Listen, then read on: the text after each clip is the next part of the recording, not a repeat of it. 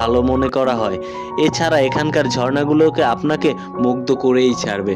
যেমন সেলিয়াসাম ফনসেন্ট এই ধরনের বিশেষ কিছু হলো আপনি চাইলে হেঁটে ঝর্ণার পানিতে একদম পিছলে চলে যেতে পারবেন। আপনি বাহিরের দৃশ্য দেখতে পারবেন এই ঝর্ণা থেকে। আইসল্যান্ড শুধু একটি দেশ নয়, এটি প্রাকৃতিক এবং অন্যান্য দেশের জন্য আশীর্বাদ। এখানকার মানুষ যেমন শান্তপ্রিয়, তাদের প্রাকৃতিক তেমনই রহস্যময়। আধুনিক প্রযুক্তির সাথে প্রাকৃতিক এমন মেলবন্ধন পৃথিবীর আর কোথাও দেখা যায় না। আচ্ছা, আমাদের যদি সুযোগ দেওয়া হয়, তবে কি আপনারা এই মশাহীন এবং শান্ত দেশে সারা জীবনের জন্য থাকতে চাইবেন? উত্তরটি কিন্তু আমার কমেন্টে অবশ্যই বলে যাবেন। আইসল্যান্ডের সবচেয়ে বিখ্যাত এবং অদ্ভুত খাবার হলো এটি হার্কলার। এটি মূলত গ্রিনল্যান্ড শার্কের মাংস বা কয়েক মাস মাটিতে পুঁতে রেখে পচানো হয়, এরপরে শুকানো হয়, পরে গন্ধ বা খুব কড়া অ্যামোনিয়ার মতো, কিন্তু আইসল্যান্ডের মানুষ একে ঐতিহ্যবাহী খাবার হিসেবে খুব পছন্দ করে। আইসল্যান্ডের ভেড়া, এই ভেড়াগুলো একদম প্রাকৃতিক পরিবেশেই বড় হয়, তাদের মাংস খাওয়া খুব সুস্বাদু। হ্যাগিং ক্যাট বা ধোয়া দিয়ে শুকানো ভেড়ার মাংস তাদের খুবই পছন্দের। এছাড়া তারা ভেড়ার মাথার মগজ এবং অন্য অংশ দিয়ে বিশেষ একটা খাবার তৈরি করে।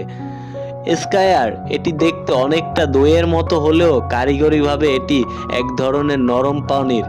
এটি আইসল্যান্ডের অন্যতম জনপ্রিয় একটি স্বাস্থ্যসম্মত খাবার যা তারা হাজার বছর ধরে খেয়ে আসছে। এটি উচ্চতম প্রোটিন সমৃদ্ধ খাবার হিসেবে আইসল্যান্ডের মানুষ মানে।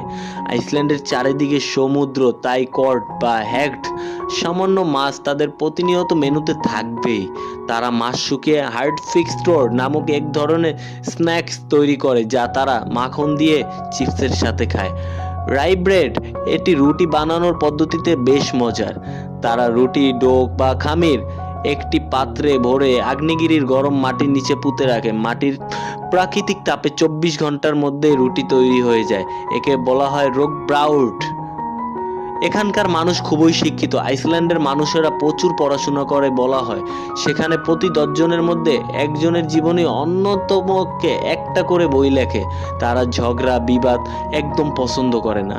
তারা অনেকে বেশি আধুনিক, কিন্তু একই সাথে তাদের পুরনো ভাইকিং স্কাইটিং লোককথা যেমন পরি, এলফ বিশ্বাস করে, লালন করে।